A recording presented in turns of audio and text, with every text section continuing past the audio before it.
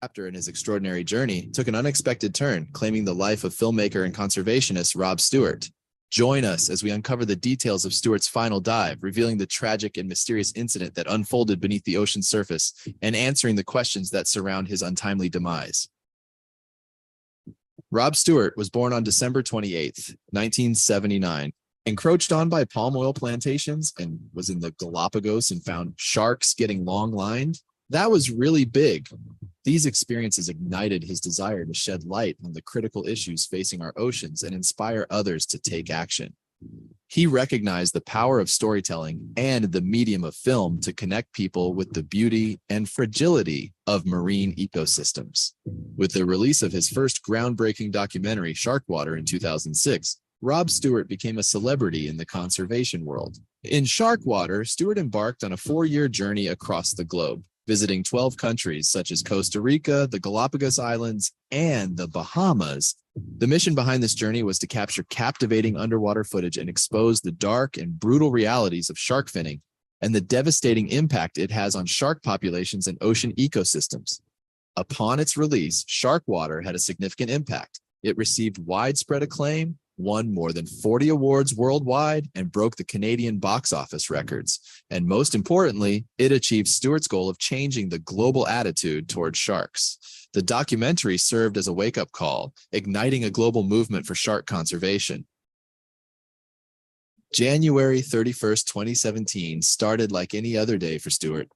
On that day, he boarded the dive boat Pisces on the little island of Isla Morada, which is located close to Key Largo, Florida. His destination, the Queen of Nassau, a century-old Canadian steamship sitting 70 meters, 230 feet below the surface of the water. More specifically, he hoped to capture footage of the elusive sawfish that reportedly swam through the sunken wreck.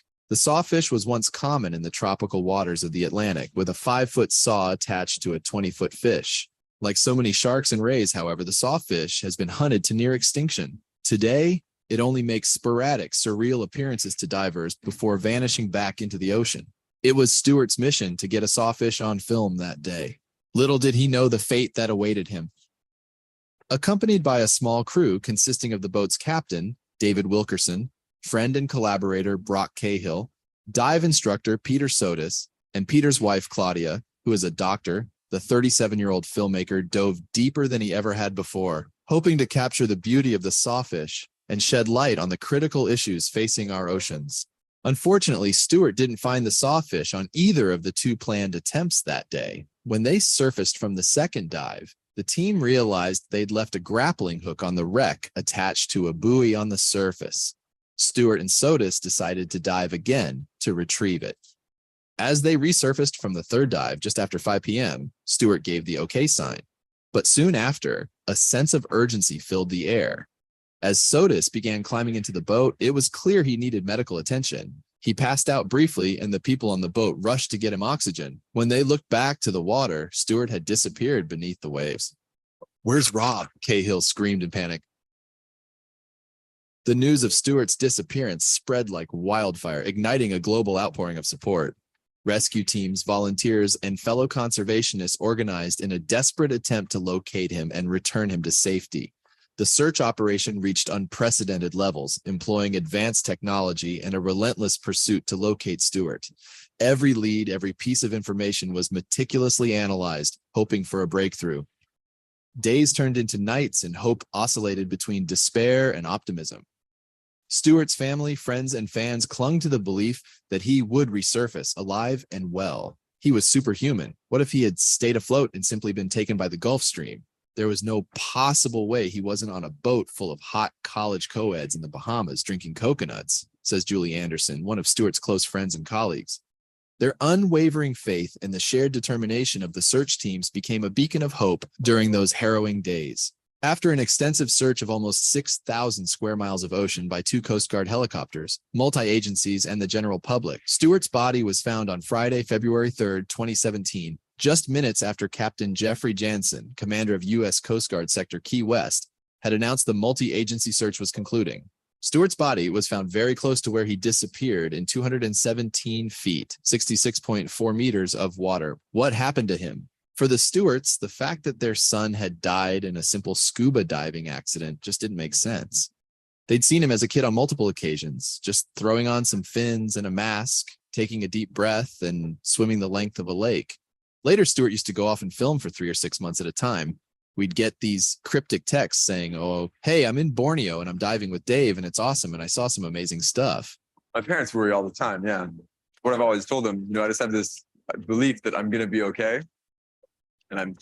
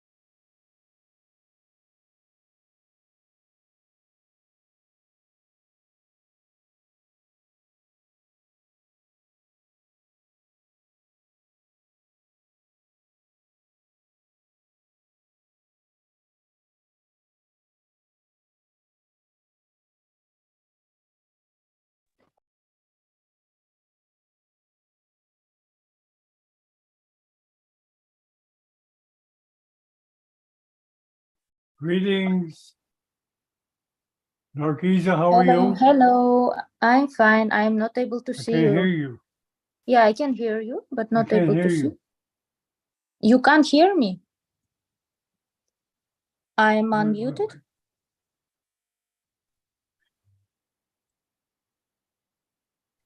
Hello. Yes. I Hello. can see you now. Good evening. You can hear okay? John, how much time do we have?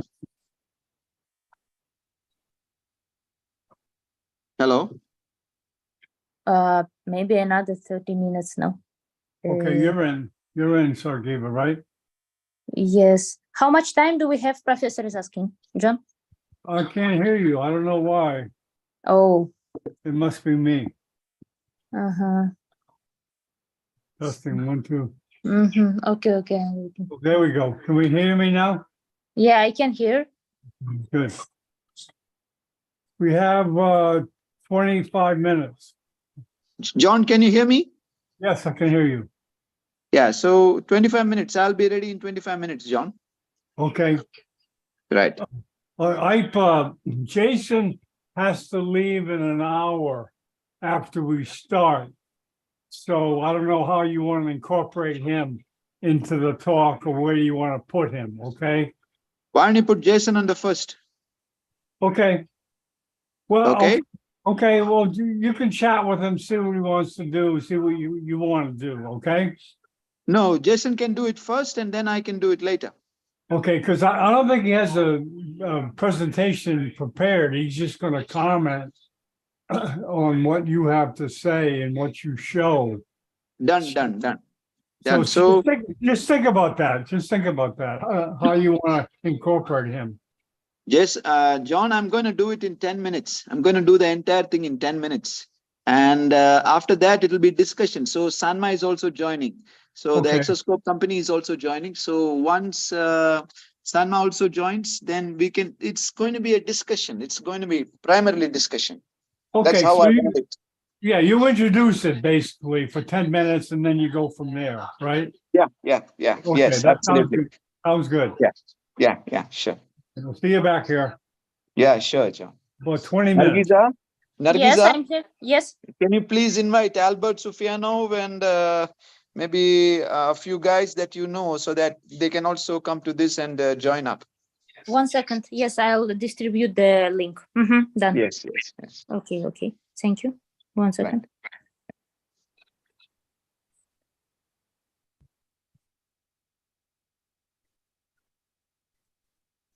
They can also. Yeah, it'd be nice to get off here.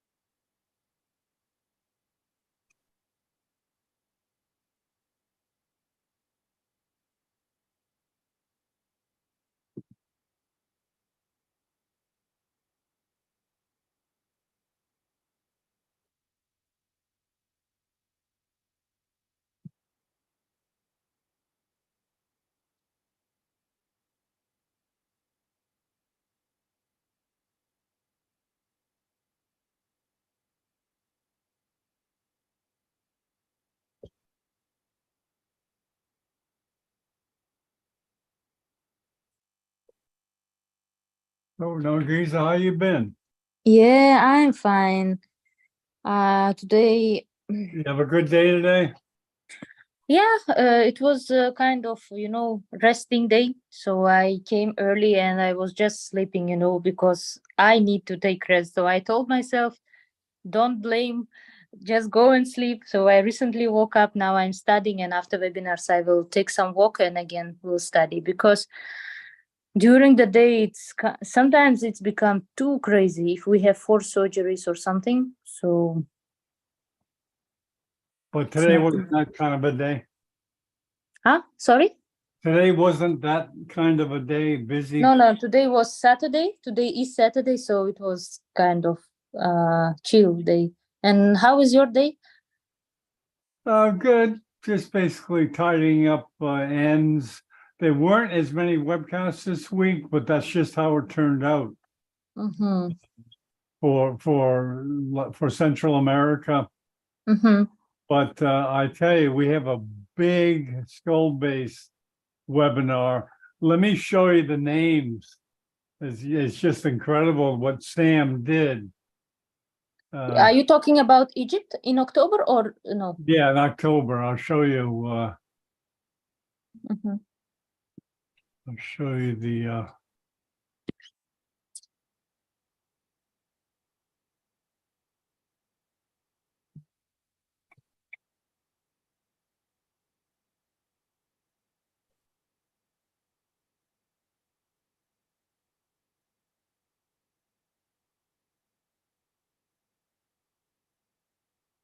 You won't believe the roster he's got.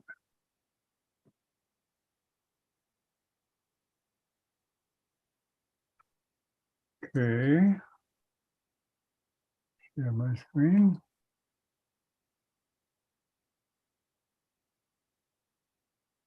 And Nargiza, Yes. can you see the screen okay? Yes, now I can see speaker list.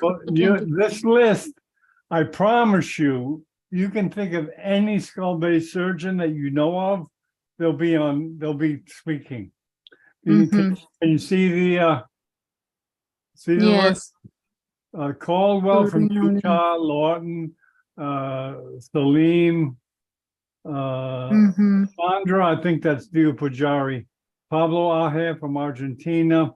Oh, William Caldwell, Michael Lawton. Okay, Salem Abdul Rauf, Pablo. I don't know Pablo. I hear who is it? Iger. Anup Singh. Salazar, Camparo, geez, he's got the Latin ones too.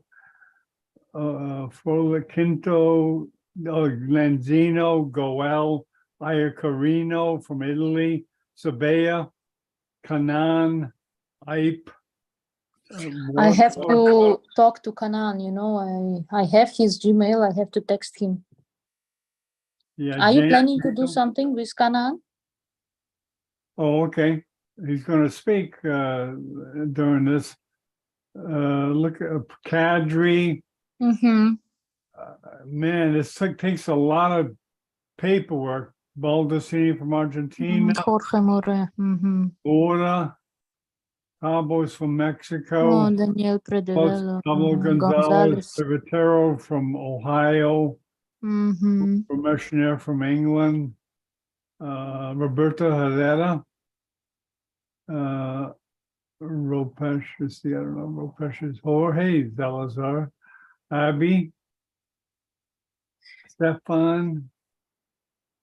Takeo from Japan. Richter, Hugo, Perez, Vlad. He's got them all. Benzu. Mm-hmm.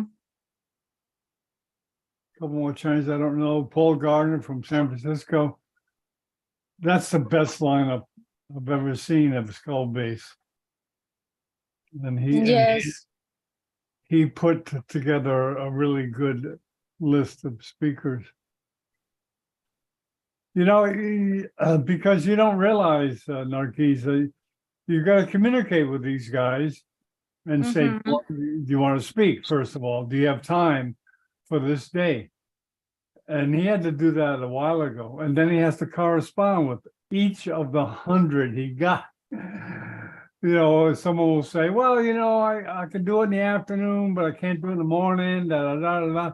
And he has to accommodate all those needs of 100 people.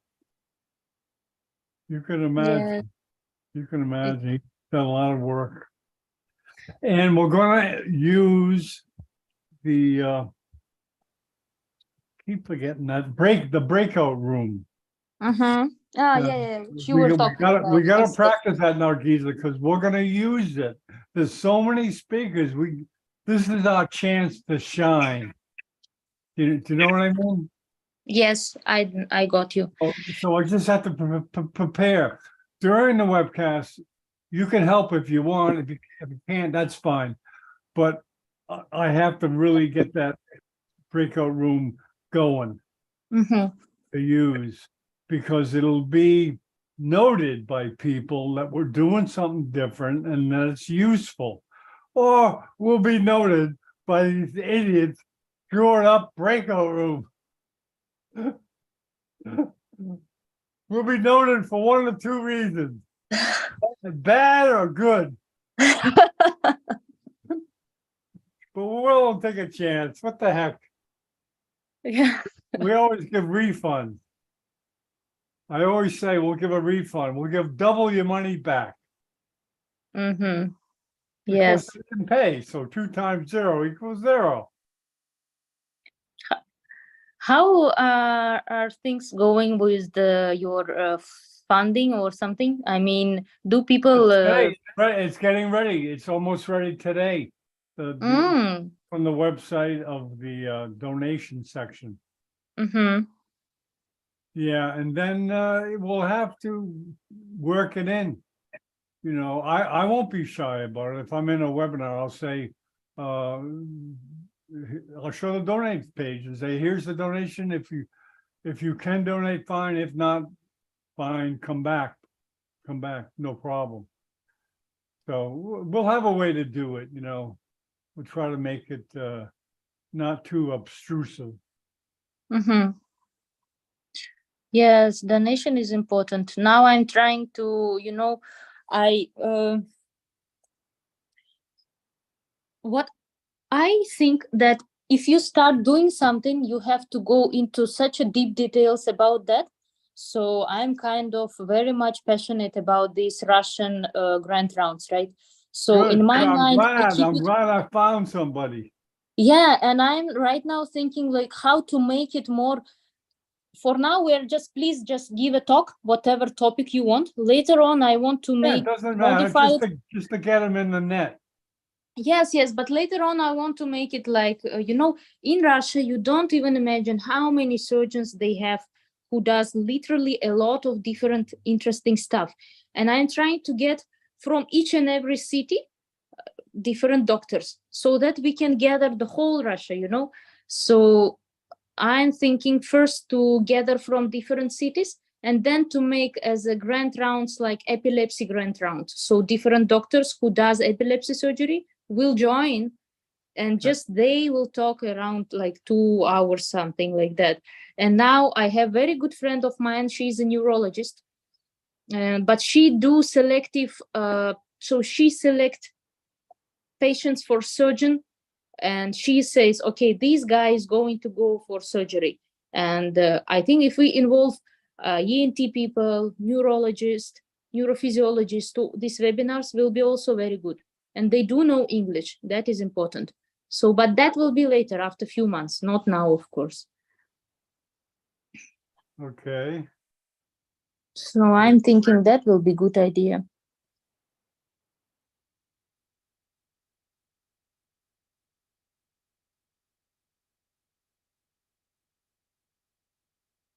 Okay.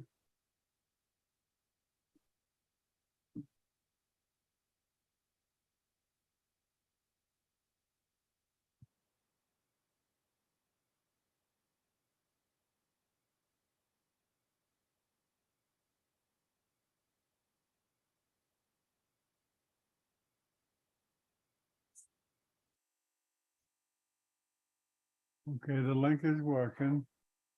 Mm-hmm. I kind of screwed up the days. I thought it was yesterday. I don't know if you got a notice. Yes, I noticed about that. And the thing is that I was already sleeping and I was like, hey, wake up, you have to No. join. He said, no, I don't need to join webinar. I was like, hold on, I I have to know. text to John. That was bad. That was bad because, you know, I lose track of the days. I forget what was Wednesday, Tuesday, Mm-hmm. but I shouldn't have made that mistake. Yeah, because I'm telling you, you need to find some assistant or helper. Yeah. If I were not neurosurgeon, I would have been your, but then since Of I course am, not. Right. No, Yeah. I don't expect neurosurgeon, forget it. They got their Mhm. job. I don't need to put more work on them. And yeah, never stress yourself out. If it's getting too much, just say, Dr. Bennett, I gotta back off, man. Mhm. I'm spending too much time. And I'm very, happy that you understand this routine, because previously I used to work with one guy who also neurosurgeon, and he does these links for ACNS, Asian Association of Neurosurgeons, and he works with young neurosurgeons. And it was so difficult to communicate with him. So finally, I just left this idea and I don't join the webinars as a listener sometimes, but not as a panelist, because it's just impossible to work with person who doesn't reply you, who just call you whenever he wants something, If you don't communicate well, it's very difficult. Yes. You're gonna see that. You're gonna see Mhm. people that communicate well, like Iype is the best. Iype is really good. Mm-hmm. He always gets better. That's why I think a guy like he communicates better than anybody. But Mm-hmm. look at all the product, look at how busy he is.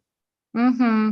He's just very good with communication. And that shows me it's just basically allocating your time. You know, he does it. Oh man, he's good. But I don't expect everyone to be like him. Jason's here. I want to introduce you to Jason.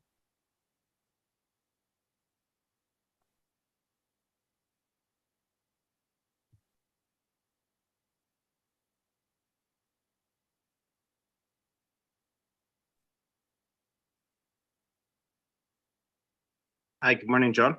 Hey, Jason, how you doing? Pretty well, thank you. This is Nargiza. She's hosting. She's a Good neurosurgeon evening. from Russia. And Giza, nice to meet you. Nice to meet you. Thank you. I just briefly talked to Iype. What we're gonna do, I know you have to leave at 11. 11:30 or so. So I have about an hour. Okay. Yeah. Yeah. I told Iype and I said, just incorporate Jason. So he's gonna start off with like a 10-minute introduction, and then he's gonna get you into the conversation, as well as Sam Path, the other neurosurgeon that's gonna join us. Sounds great. So how are things hey, my funding section is ready, almost ready. Oh, good. Yeah, from Yeah. St. Michael. You're gonna hopefully it'll be like St. Michael. St. Michael's the best, really. They got a really good section.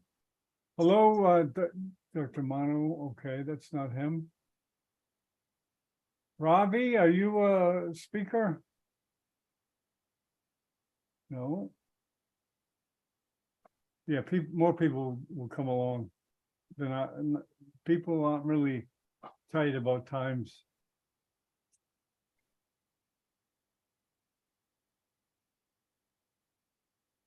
So Nargiza, she's hosting, but she travels all over the world in search of a well-rounded neurosurgery education. Yes. Right now she's in Turkey studying pediatric neurosurgery. Mm-hmm. Hello, Sanpath.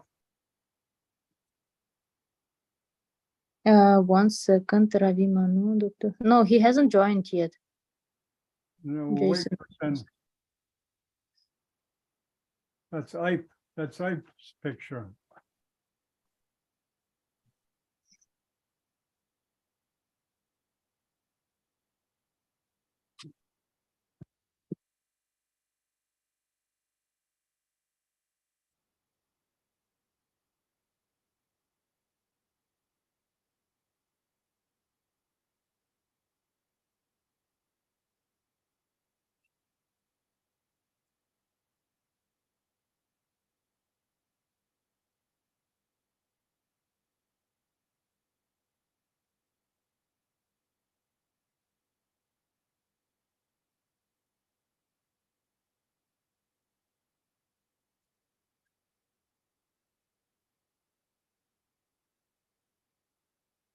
Is Iype there?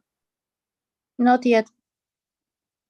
Oh, he came in on Harish Parma. Hello, Harish. Yeah. Harisin, Dr. Harisin Parmar. He is the consultant of Oh, he's working in a nice neurosurgical office. department. Yes, very good neurosurgeon. Okay, he's with Iype, right? Yes, yes. Hi, can you unmute? Oh, Dr. sorry, Hari? sorry. Thank you, thank you. Thank you, Mhm, Nargisa. Shortly only.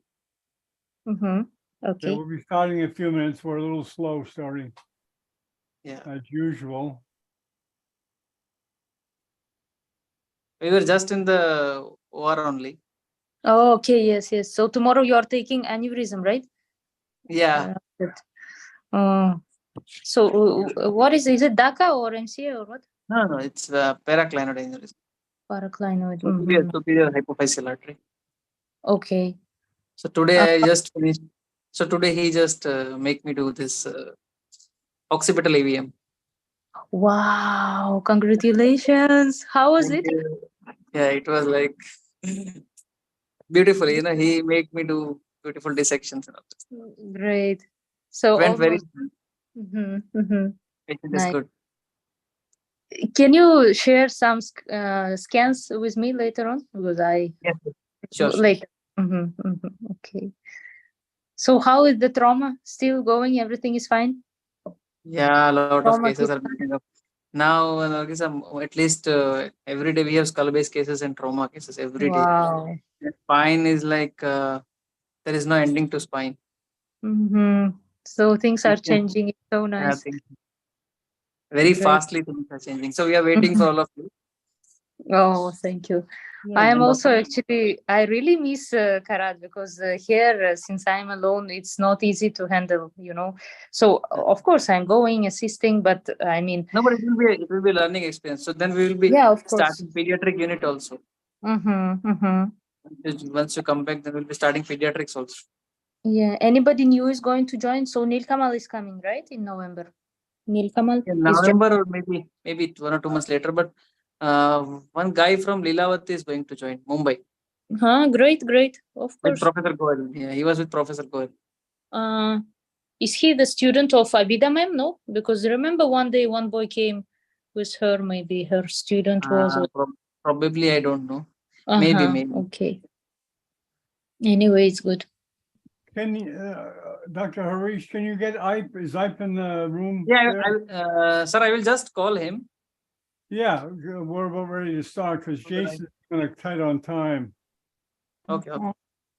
This is Jason Evan. He's an IT person from, should I call you that, Jason, IT person?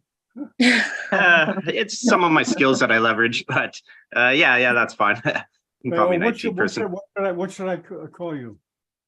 So yeah, my background, I'm like microbiology, immunology, and Wow. specialty pharmacy, but I work in hospital automation, and that's where I developed a lot of my IT skills over the years, and I've kind of morphed into more kind of leveraging extended reality and artificial intelligence for the type of work that I've done. So that's kind of just a little blurb of my background.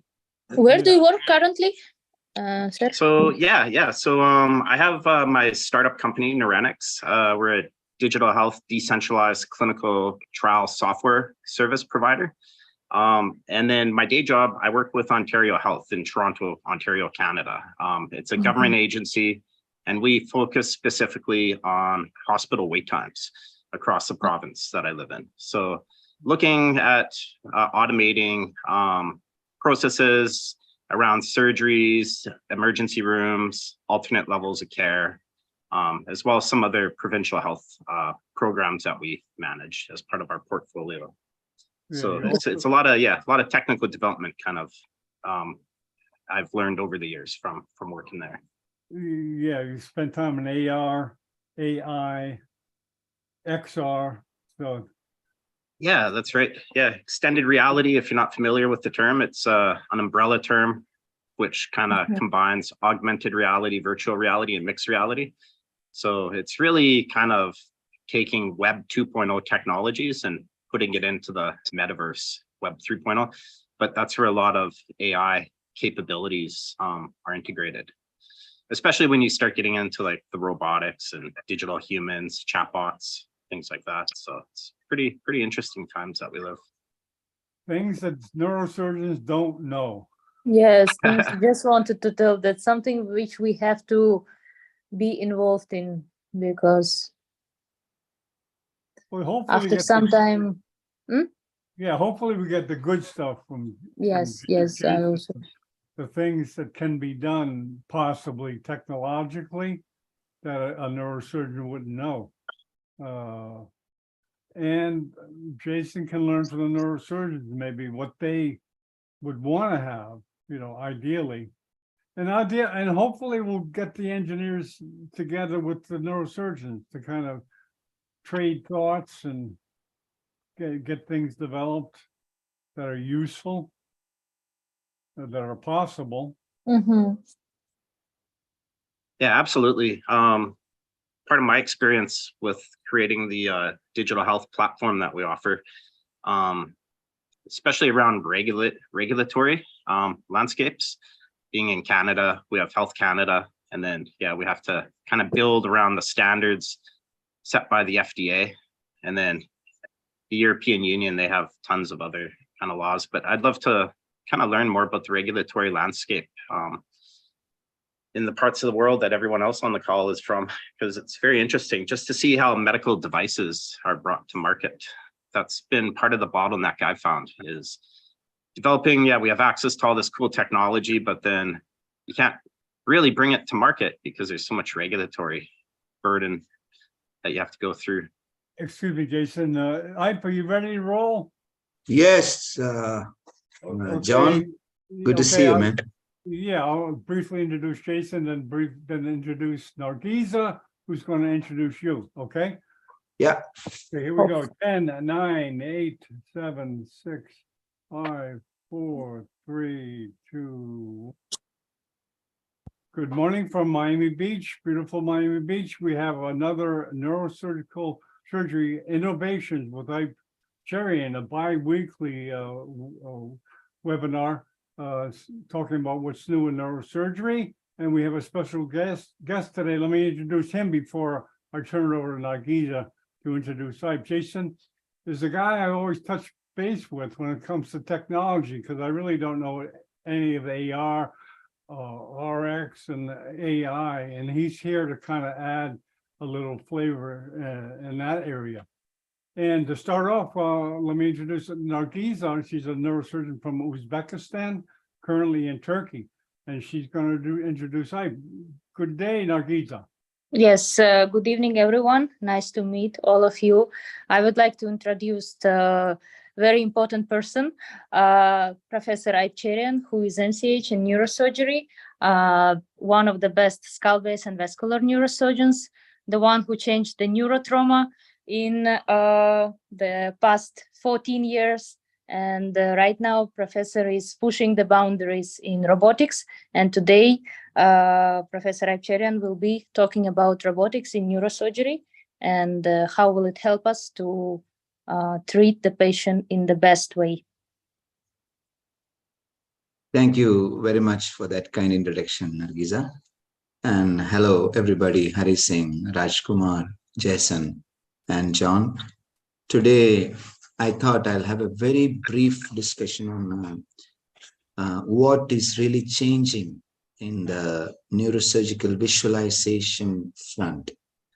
See, for 50 years, we had a microscope. For the last two days, I was discussing with, Hari also had the same ideas as well as Nargiza as we were talking.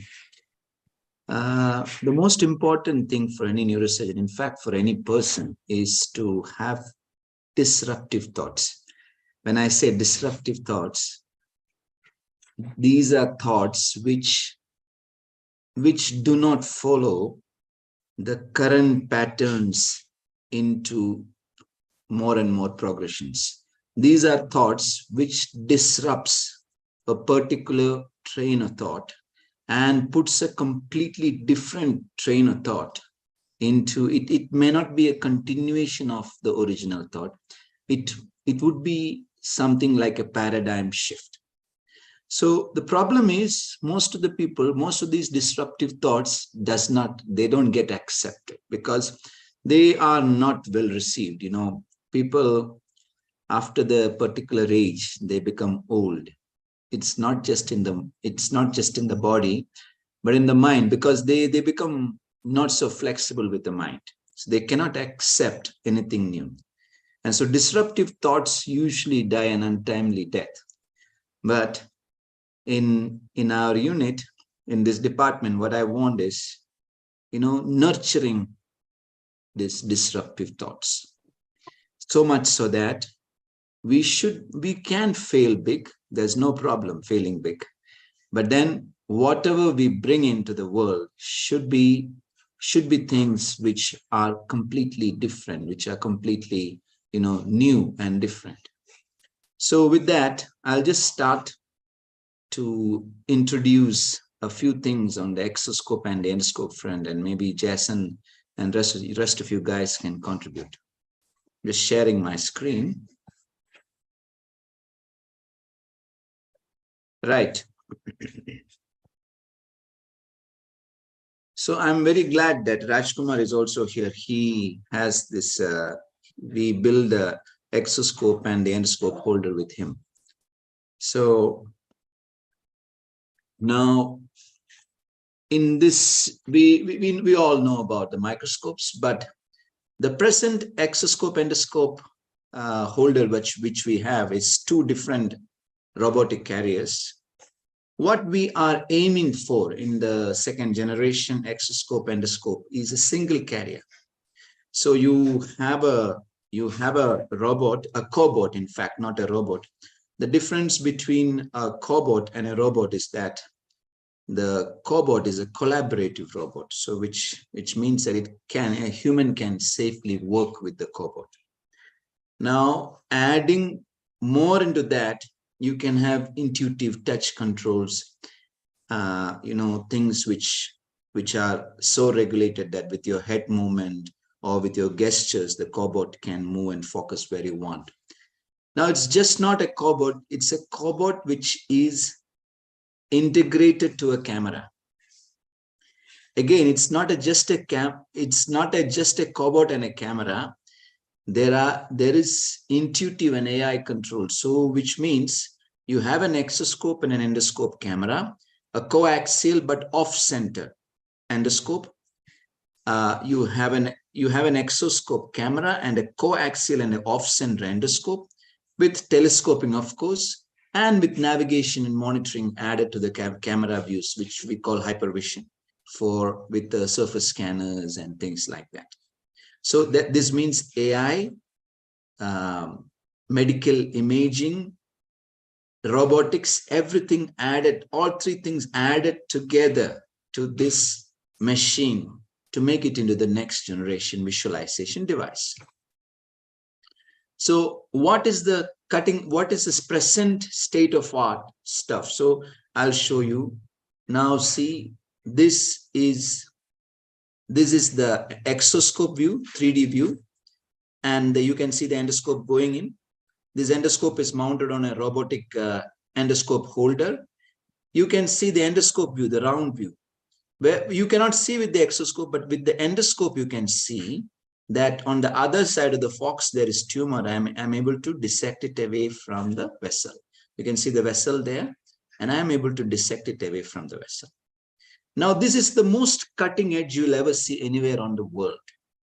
Okay, so it is the first exoscope in Asia, definitely the first one in India, and the first robotic endoscope holder integrated to an exoscope, so that you can use both of them together at one point, in one monitor. Okay, now people may think it's such an advance, but it's, for today's technology, it's a mess, frankly, because we are living in neurosurgery, we are living in iron age. Okay, when I see what the fighter pilots have or what the gamers have, neurosurgery, we are living in really in Iron Age, not even Bronze Age, I would say. Now, how would you do this in my theater? So this is the robotic. This is a universal robot, and this is the camera. This is a 3D 4K camera, which shows you the 3D images on this screen. And that is the Franca Amica robot. It's a Franca Amica Panda robot. And it's holding a neuropilot and the endoscope. The neuropilot, along with the neuropilot, is the endoscope. So you have the endoscope view here. You have the 3D endoscope view here. You have the exoscope view here. So this is the most cutting edge that we have right now. Okay. Now, the endoscopic holders, if you look at notable ones, this is the Stryker Solo Assist. This is meant for arthroscopy. Doesn't have AI. It's a back drivable robot, which means you can put in an exoscope and position it wherever you want, and you can have some controls. This is a Taiwanese Hybin. The Taiwanese endoscope holder, which is very similar to what Sanma has designed right now as the first generation. So this is the Sanma Santana, which is already in my theater right now. So this is the Sanma Santana, and this is a robotic endoscope holder. It has 6 degrees of freedom, and it can hold a scope for transventricular work, for transnasal work, for spine work, for literally anything that you need an endoscope holder for. And this is the Sanma Yoko. So this is an exoscope. This is basically microscope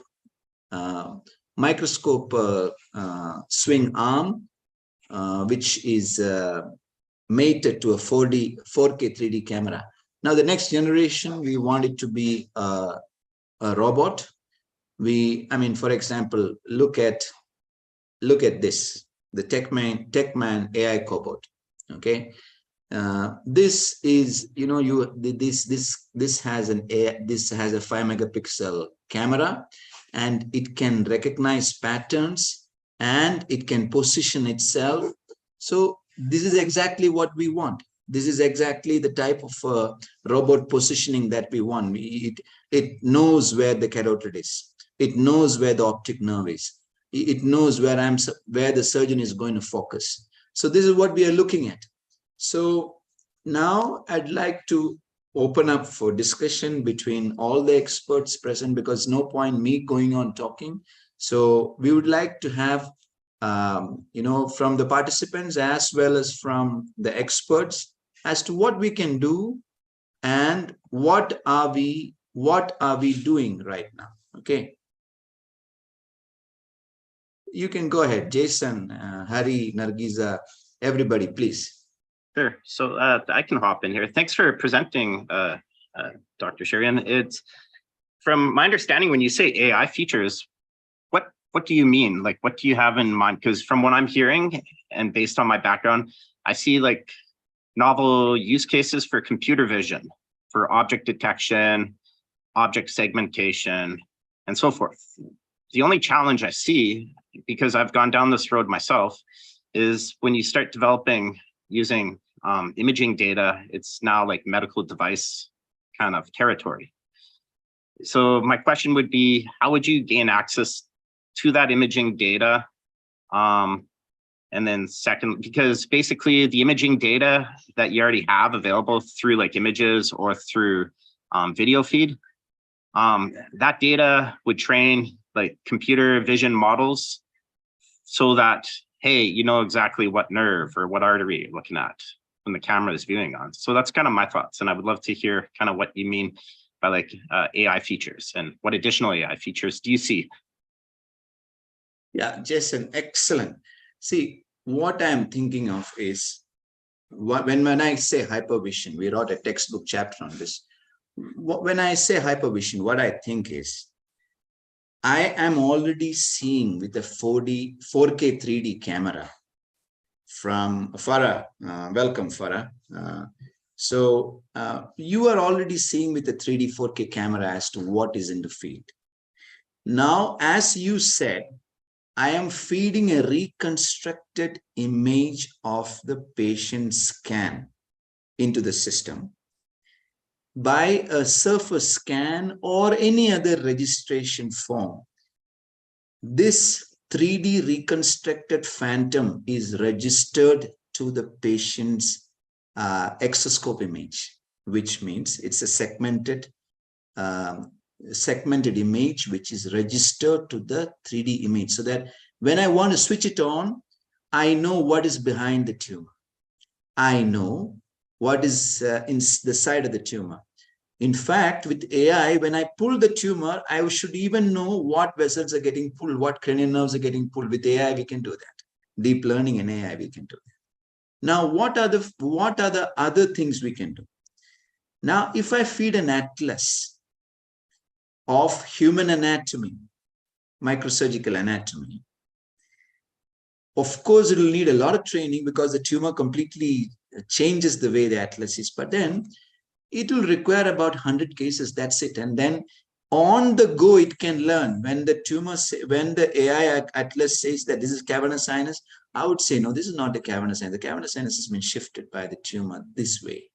And this is the cavernous sinus. So how do I recognize cranial nerves? The same way I can teach the machine to recognize the cranial nerves.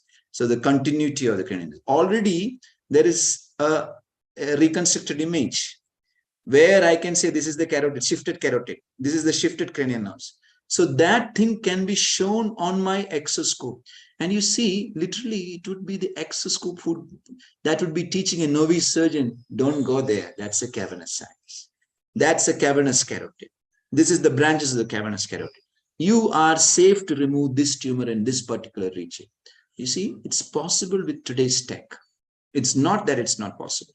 So, with people like Jason and people who understand what is AI, if I put in a demand, is this possible, Jason? Jason is going to tell you, okay, this is possible. So first step would be putting in with the surface registration, putting in a hypervision, putting in a VR phantom into the exoscope field.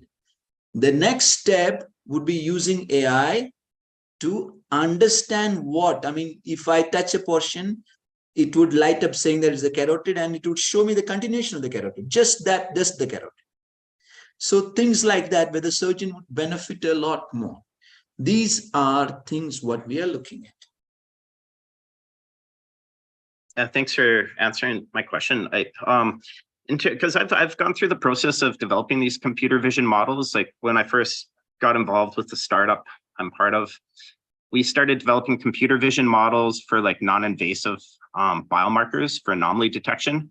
And we started simple. Like my two co-founders, they're PhD scientists. One's a pathologist, one's a genomicist, but they focus on prostate cancer research. So we started screening like histology slide samples from the lab for prostate cancer and created a simple proof of concept model, which is totally doable.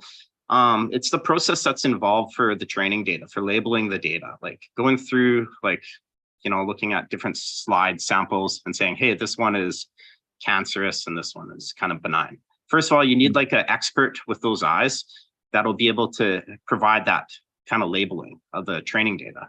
So they would go through and they would look at like 100 slide samples and they'd be like, okay, yeah, 50 of these are cancerous, 50 of them are benign. And then when you plug the computer vision model that gets created into your software application, so that when you have the camera, whether it's on your cell phone or like a HoloLens device, you're using object identification to basically determine whether that slide sample is cancerous or benign. But like just going through, like I would say the expensive part, like there was a few things in our process that I learned. First of all, you need kind of like a group of medical experts to be able to differentiate, to determine whether their labeling is proper and they agree with the other experts. So you need some type of measurement system analysis, because it goes into the old adage of garbage in, garbage out for data. If it's like a non-medical expert that's doing all the training and labeling of the data, then the AI system is going to get it wrong. And then secondly, access to that data. Who owns that data? Like, where are you getting it from? Has the patient signed off? Because you look at like some of the image generating models that are out there now, they all have copyright issues, like Stable Diffusion. They like scraped like the entire art community's collection of work So now there's a lot of copyright issues. So same thing with the health data. Like, where do you see kind of, I guess, the challenges of gaining access to the data to build a commercialized kind of application? That'd be my question. And then secondly, how does that fit with like kind of the regulatory kind of burdens of being a medical device?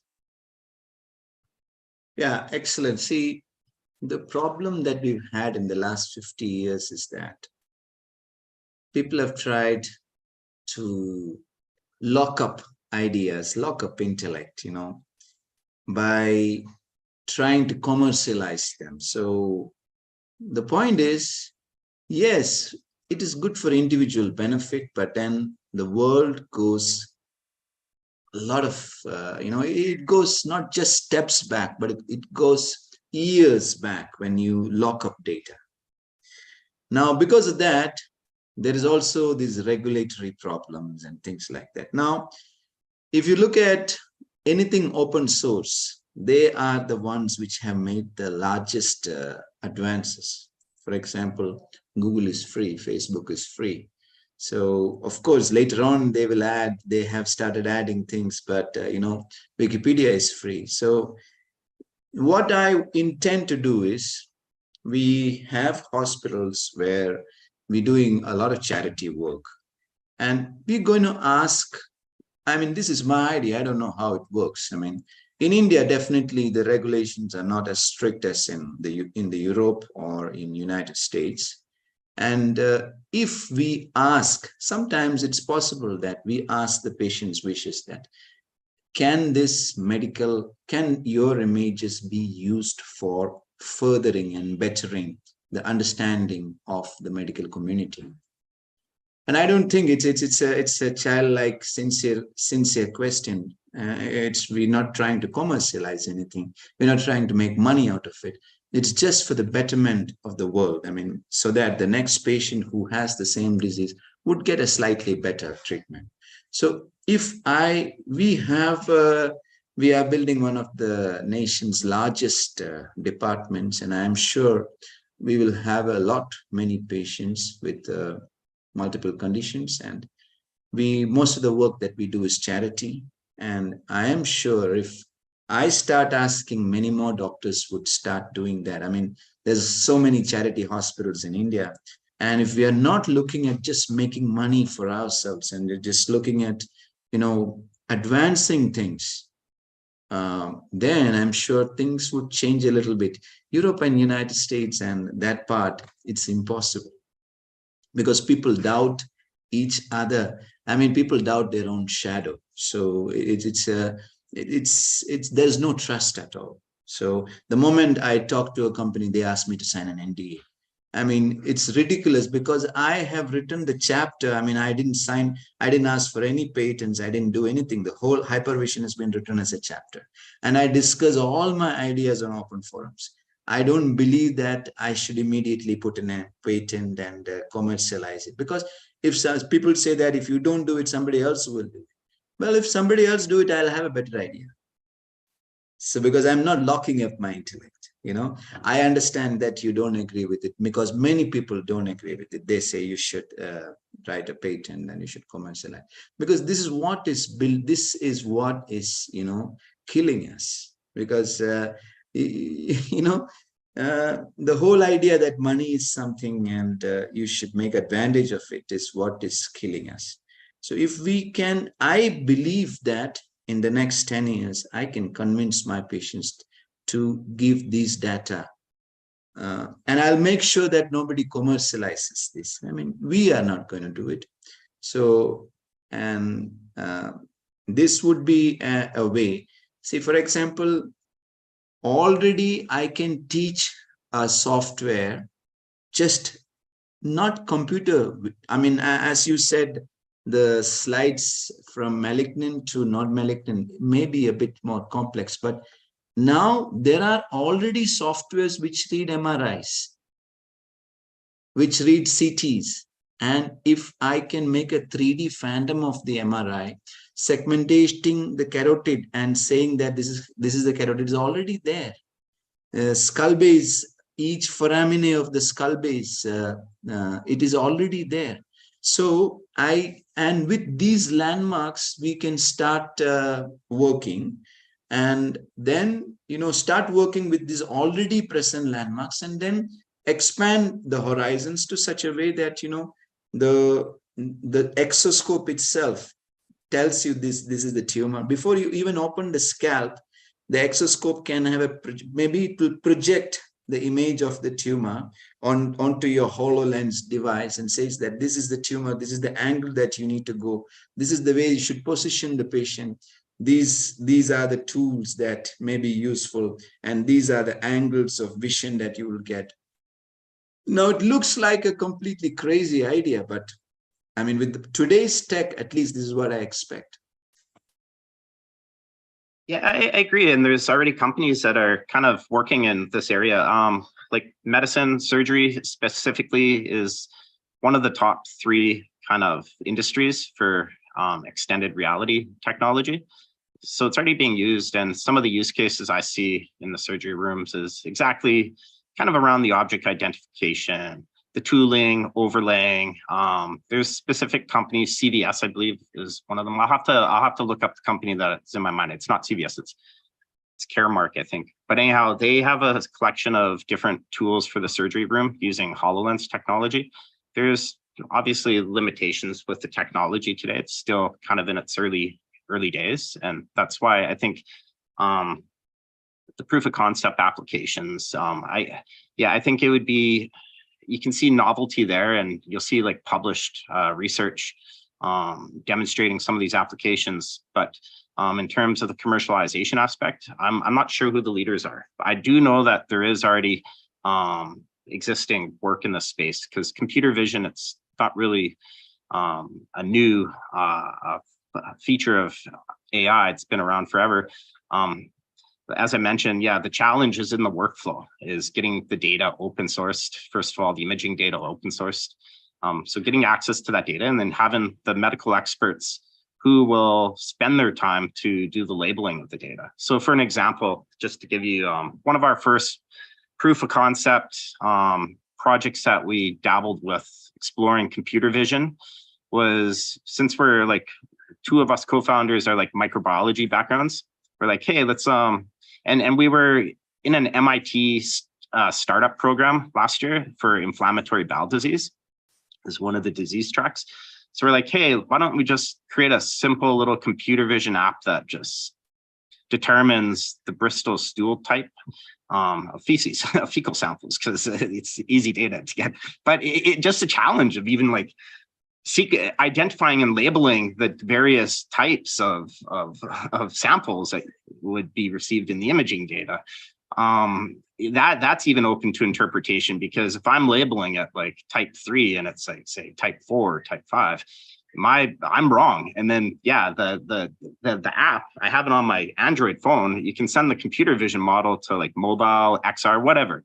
And you just have the app there and you're like, oh yeah, I can see today my sample is like type 2, so I have to modify my diet. So that it's better. And so forth. But just thinking of like a neurosurgery use case, you'd be able to identify all that data easily. But you'd have to have it like peer reviewed, so that the data that's the training going into, like, say you get like 3 neurosurgeons and you're like, okay, here's 100 random imaging samples, and go through and just label what you think it is. And then you would have to compare each person to one another to determine whether there's statistical like agreement in terms of reproducibility and repeatability of the results. And then once you get that standard kind of developed for your imaging data, then you can use that standard to start training your models with. But even still, it'd have to be like, if you're to get this like commercialized, then you would still have to get it evidence. It'd have to be evidence-based, peer reviewed. It'd have to go through the kind of regulatory channels for market readiness. Would you have any company who can help us with what I am saying, like putting in, for example, Mr. Rajkumar is here? Yeah, yes, Doctor, I'm here. Yeah, so Rajkumar, the challenge that Jason just put in, so that is what we have a 3D 4K camera already. We have the robot already. Yes. The point would be AI. So how to put in AI to have image recognition. The surface scanners has to recognize the carotid, the optic nerve, the tumor, the aneurysm, also from the scans, and then match it perfectly. The phantom that we created from the scan has to be perfectly matched to the patient's the patient's image. I mean, what I'm seeing from the exoscope, both has to be matched perfectly. Yeah. So when you match that perfectly, the surgeon has hypervision already. And then later on, whether it can label the course of the entire course, the carotid, the entire course, where the aneurysm is projecting, where are the perforators on one side, all this can be done. That will be the next level. So I am asking Jason as to which there is a company who can do this, and then we can start working with them for our concept model. The thing is, we don't have to have this concept model to be perfect. It can be just a model. We work with it and then we perfect it. Okay, so that is what I mean. I would very much like to work with Jason and his team, and so for this, we will clearly tell them what is the idea. Okay. And then after that, we will get into collaboration with companies who can do this recognition part and at least register this image into the exoscope.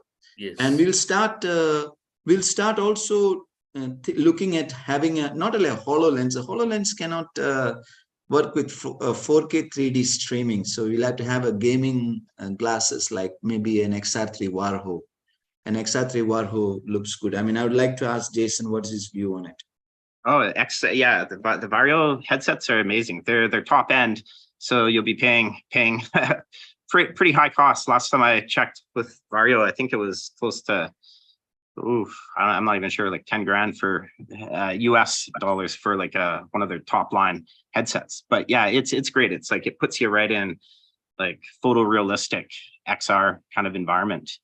Definitely, when I hear you mentioning about like overlaying kind of images onto like existing physical kind of structure, you can do that today.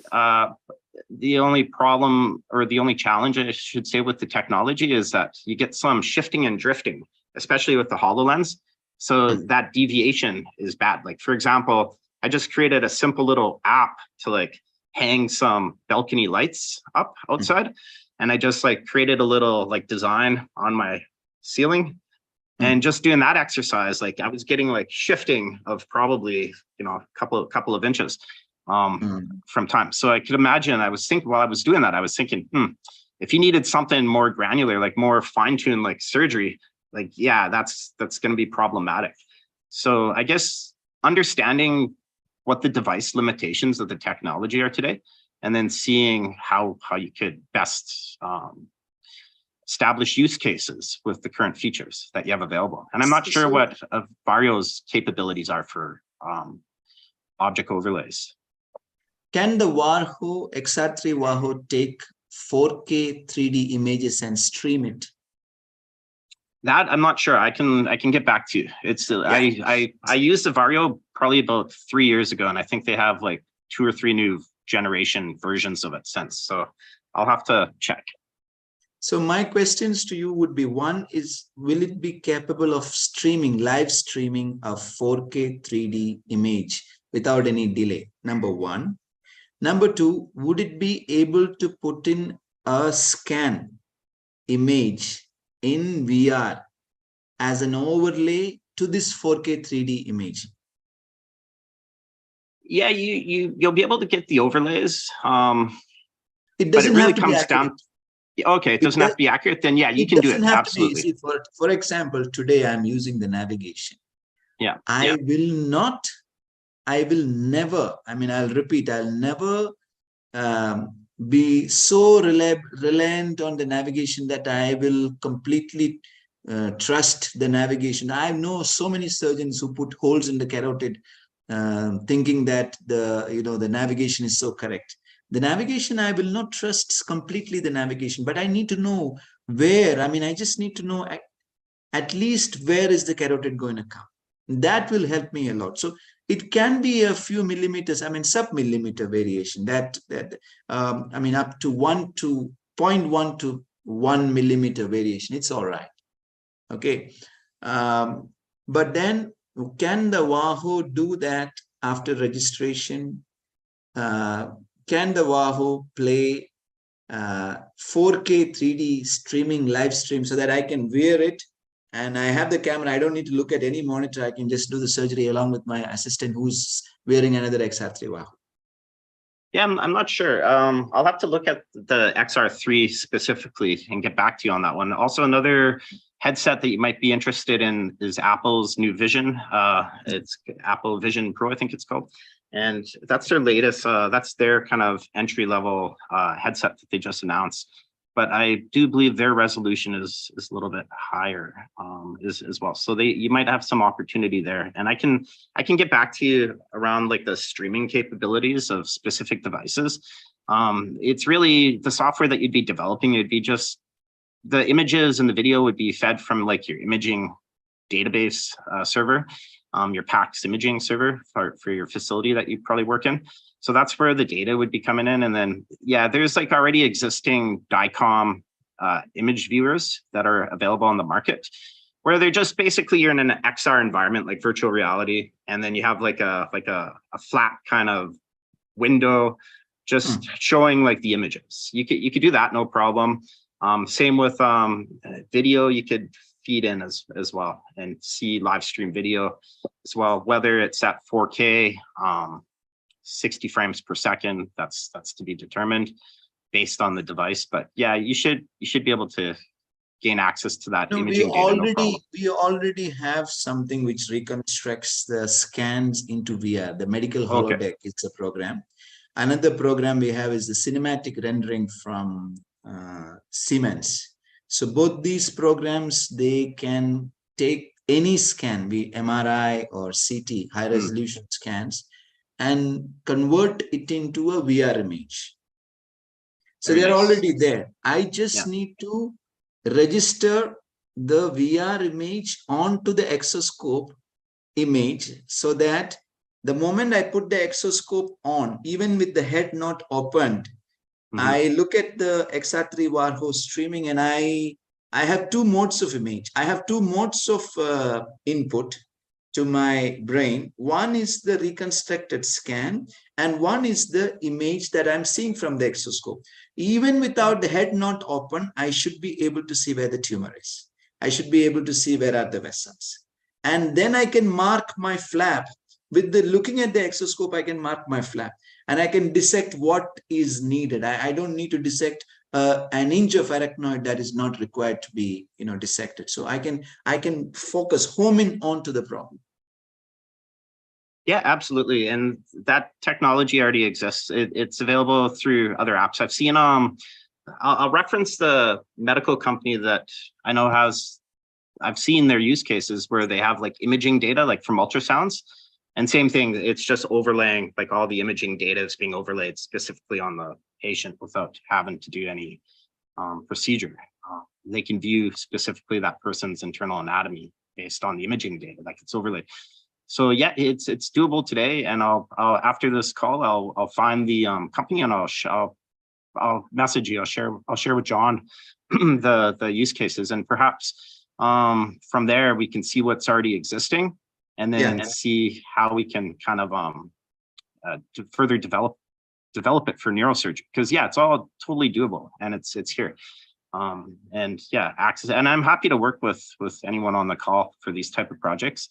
Specifically, like I mentioned, the big kind of roadblock for my team was, we decided to not go into medical device territory just because of the regulatory burdensome, and then accessing all the imaging data.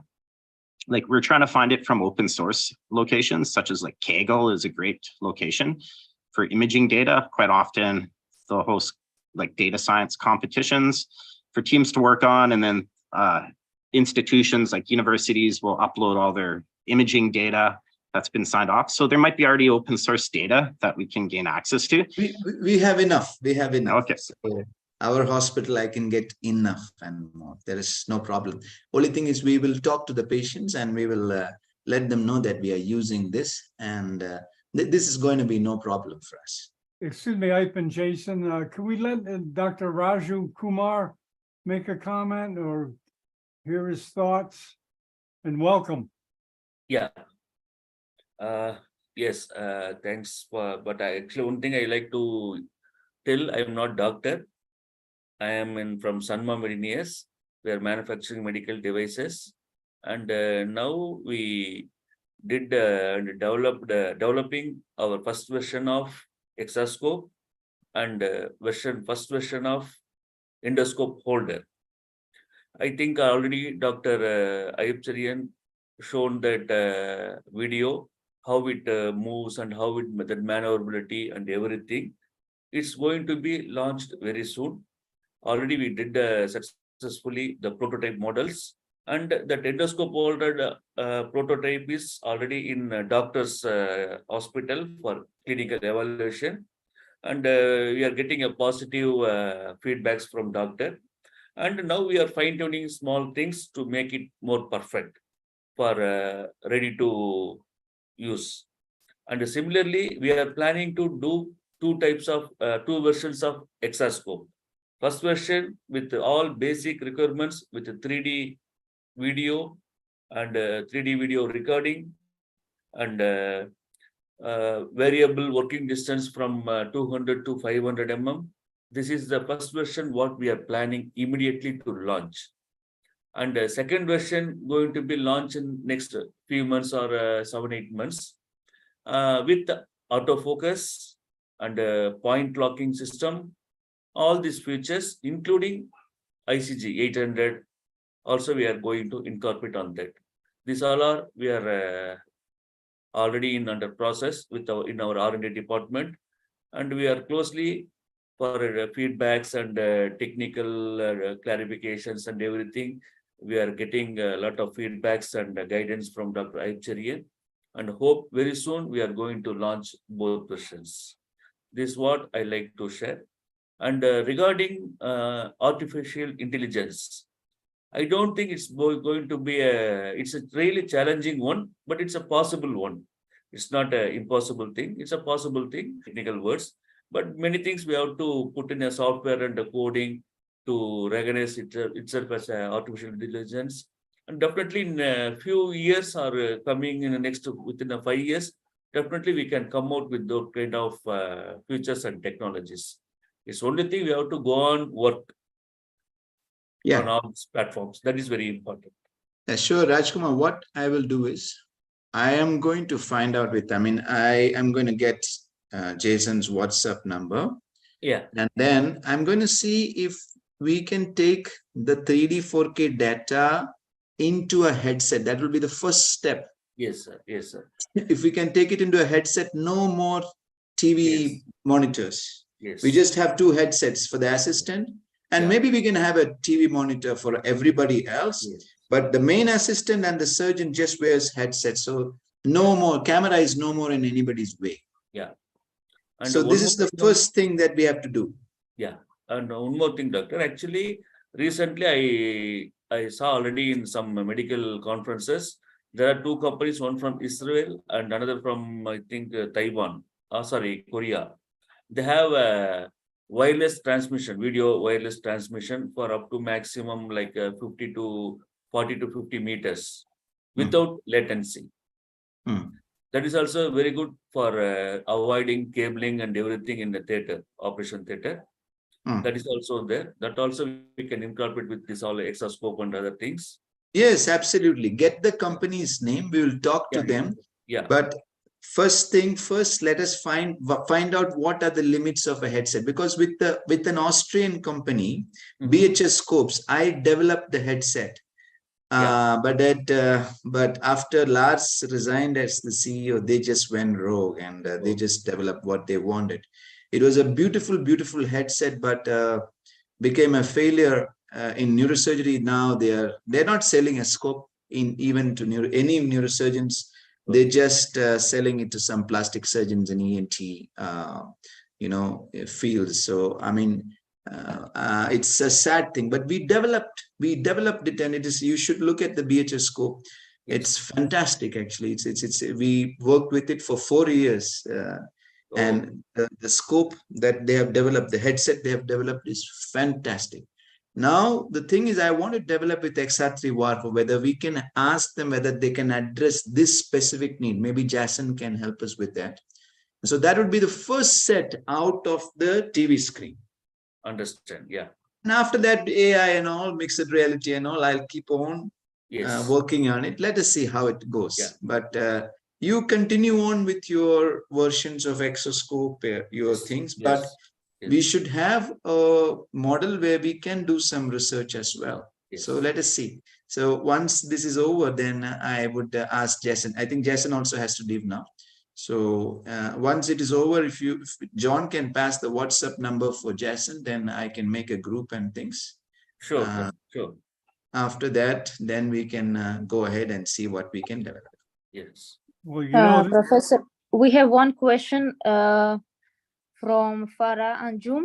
Do we need neuromonitoring for all these facilities? So that is a question. Yeah.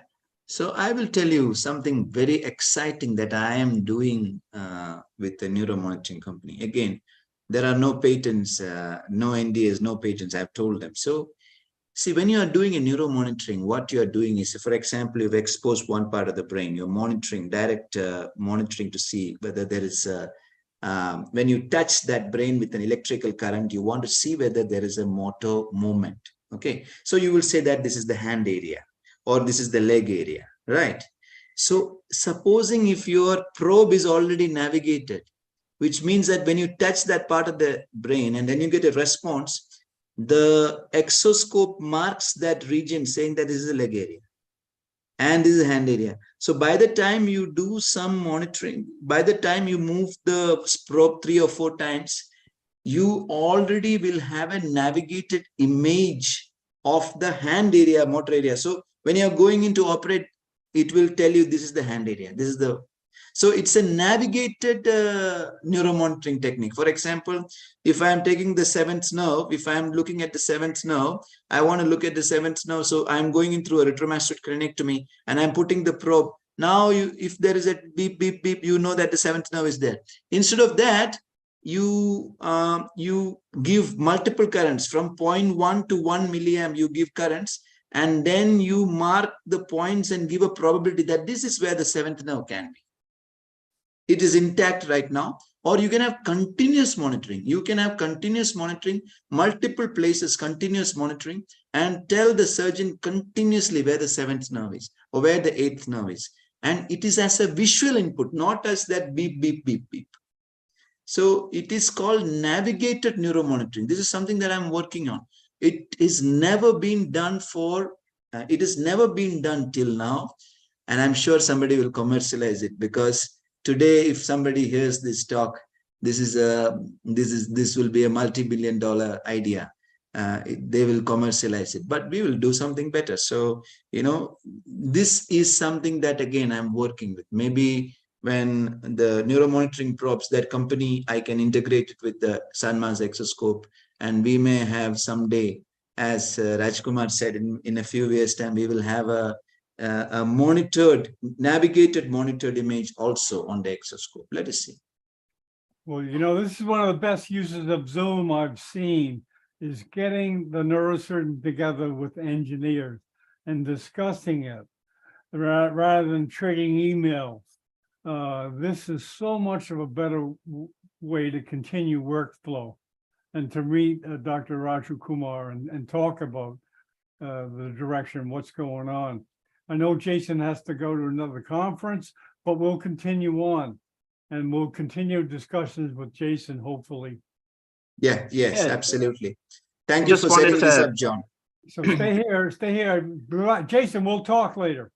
Yeah, it was very nice to meet everyone on the call, and I'll share my contact information. If anyone would like to reach out, please do. I'm really open to these projects, and I'll help Yes. whoever needs help. So Sure. nice to be here. Yeah. Yeah, Okay, thank you. Jason. Thank you Thank very much. Thank you. Mhm. Thank you all. Yeah. Thank you all, guys. Thank you so much.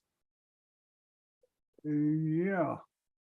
Okay, any more questions from the panelists?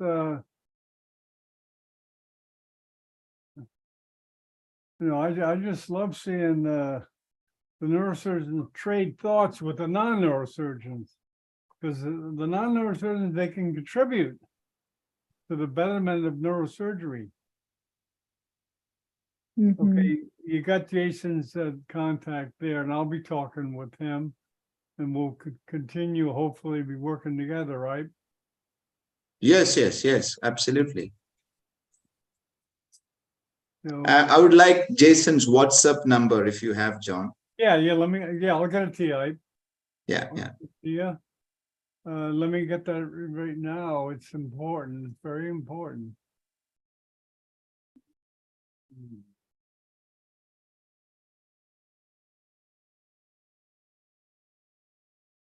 Okay, I'll get it to you.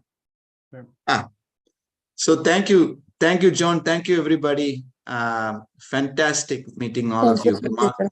Dr. Kumar Abhinav and Hari Singh and Chinmay and everybody.